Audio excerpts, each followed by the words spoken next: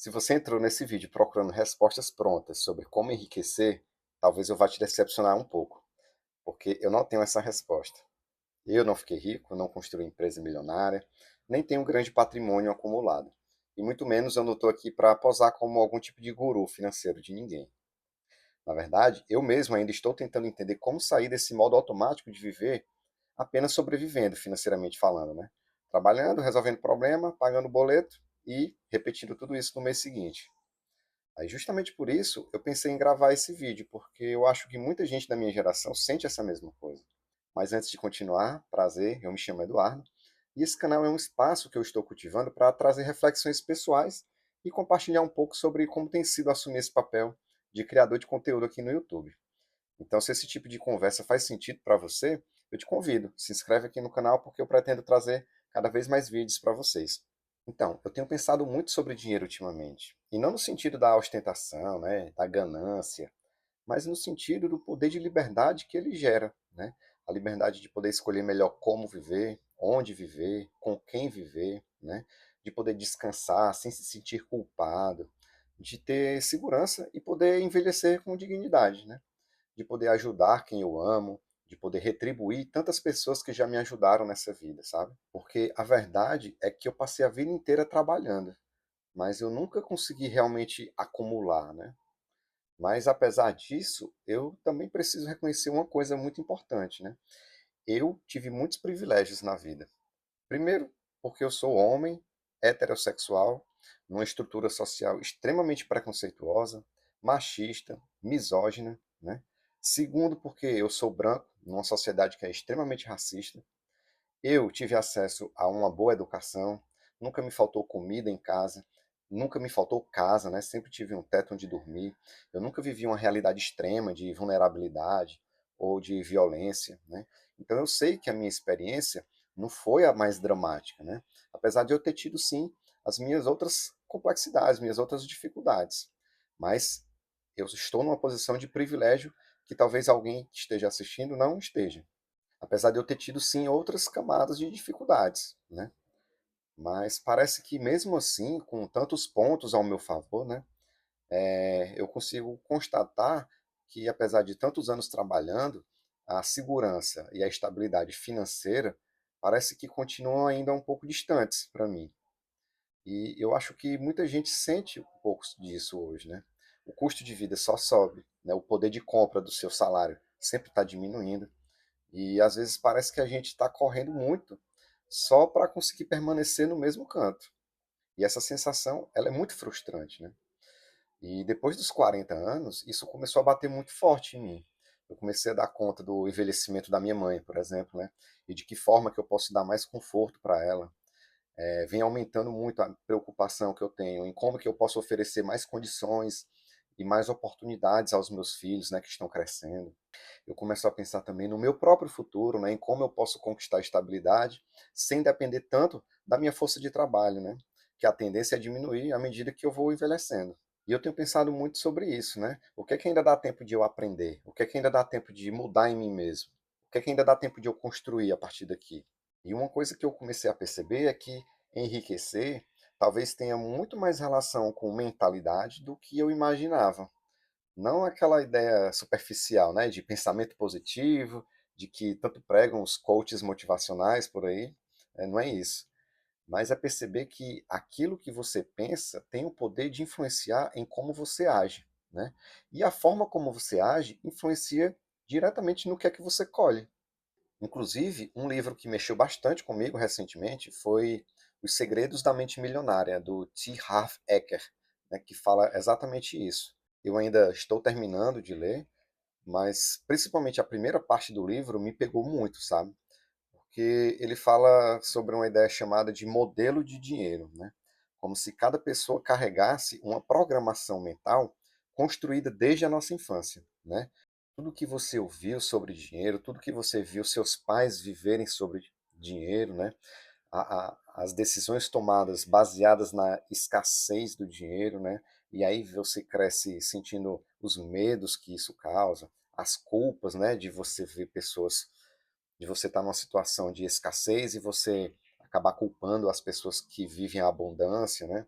E aí você fica frustrado com as próprias limitações, você vai crescendo com isso, e isso vai moldando silenciosamente a relação que você tem com dinheiro e com prosperidade, né? A nossa mente ela acaba sendo programada para não saber lidar com dinheiro, né? Tanto para conquistar quanto para preservar e multiplicar, né? Então o que o autor sugere é que a gente reprograme o nosso cérebro, né, com o que ele chama de arquivos de riqueza, né? Esse aqui é um conceito que ele usa no livro. Ele inclusive menciona 17 desses arquivos de riqueza, mas eu não estou aqui para destrinchar esses arquivos, nem para fazer um review do livro, né? Eu quero apenas trazer algumas reflexões que eu mesmo tive lendo, né? E que ficaram martelando na minha cabeça. Então, eu vou fazer alguns comentários aqui do que é que foi mais, do que é que tem sido mais impactante para mim nessa leitura. E uma delas é: pessoas de mentalidade rica acreditam que elas criam a própria vida, né? E as pessoas de mentalidade pobre, veja que ele usa o termo mentalidade pobre, ele não mentalidade pobre e mentalidade rica.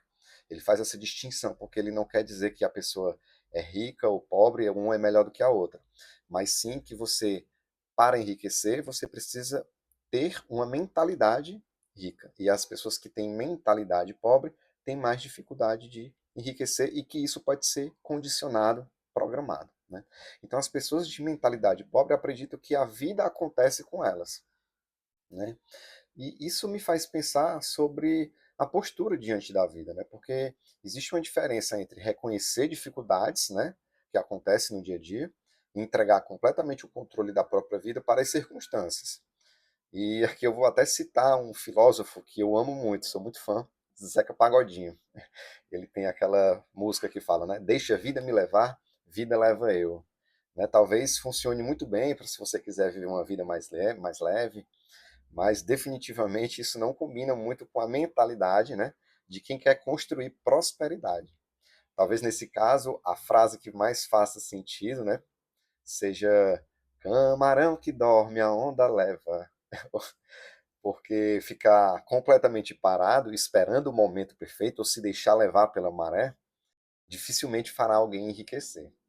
Mas claro que tem coisas que realmente estão fora do nosso alcance, né? A origem social pesa, os privilégios pesam, né? A própria sorte pesa, mas ao mesmo tempo, assumir algum nível de responsabilidade pela própria trajetória talvez seja uma das poucas formas de recuperar potência sobre a própria vida. Aí tem um outro arquivo que eu achei interessante, pessoas ricas focam em oportunidades, enquanto pessoas de mentalidade pobre focam nos obstáculos, né?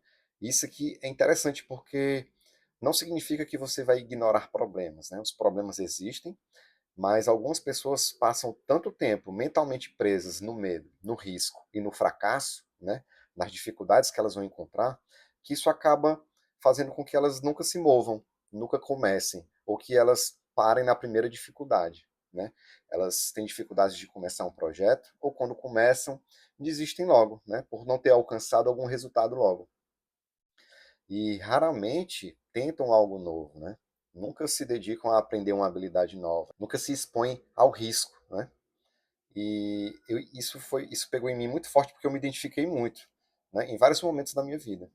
E às vezes a gente fica tão focado no que pode dar errado que deixa passar possibilidades que poderiam mudar completamente o nosso caminho se a gente tivesse persistido um pouco mais, né? Com a mentalidade ajustada. E um outro arquivo de riqueza que eu li aqui no livro, né? É, é a seguinte: as pessoas de mentalidade rica assumem o compromisso de serem ricas. As pessoas de mentalidade pobre, elas apenas gostariam de ser ricas. Vê que tem uma diferença entre você viver desejando, viver sonhando, você está enfurnado lá no seu escritório, vivendo um emprego que você não gostaria de ter, mas você está sonhando com uma vida diferente, onde você estaria na praia, ou viajando, pegando estrada, né, na serra, ou passando mais tempo com a sua família. A gente está o tempo inteiro sonhando com isso, né? Mas poucas pessoas de fato se comprometem a procurar um enriquecimento que vão lhe proporcionar a realização desses sonhos, né? E esse talvez tenha sido um dos que mais me incomodou. porque ele toca numa diferença importante entre desejar alguma coisa e realmente se comprometer com ela, né? Muita gente sonha em mudar de vida, né? Eu inclusive, mas o compromisso significa aceitar que você vai ter que traçar metas objetivas, né? E você vai ter o desconforto de fazer o que precisar ser feito para chegar naquela meta, né? Se for para estudar mais, fazer um curso, ou para aprender uma nova habilidade, ou para fazer mais networking, ou para vender mais do que quer que você venda, se é um produto, se é um serviço, e persistir por mais tempo, porque às vezes você está a um momento de conseguir a virada de chave, né? Mas você acaba não chegando lá porque você desistiu. Você nunca sabe se você estava a um passo, ou a 10, ou a 100, porque você simplesmente não persistiu, né? Então, assim, se você tem uma meta clara de onde você quer chegar, é muito mais fácil de você superar esses obstáculos, né? Então, você tem que ter a mentalidade do compromisso, né, com a sua prosperidade, e não apenas o desejo de tê-la. Então fica aqui a minha recomendação, né? Se você quiser ler os livros da Mente Milionária, eu vou deixar um link de afiliado aqui na descrição do vídeo, né? E caso você decida comprar o livro, né, se você usar esse meu link, eu vou receber uma pequena comissão da Amazon, né? E assim você vai poder retribuir, né, essa minha indicação. E não é porque eu acho que ele vai magicamente transformar a vida de alguém, mas é porque eu tenho certeza que ele vai lhe provocar reflexões importantes, né? Assim como provocou em mim. E no fim das contas, eu acredito numa coisa, né? Cada um de nós parte de pontos diferentes da vida. Algumas pessoas nascem em ambientes onde vão aparecer muito mais oportunidades, já outras enfrentam dificuldades imensas já desde cedo, né? Ignorar isso seria desonesto da minha parte, mas eu comecei a acreditar que nós podemos ser participantes ativos da nossa própria prosperidade quando não nos entregamos ao vitimismo que nos acomoda, né? Aquele que nos acomoda, que nos deixa paralisados e não nos deixa agir.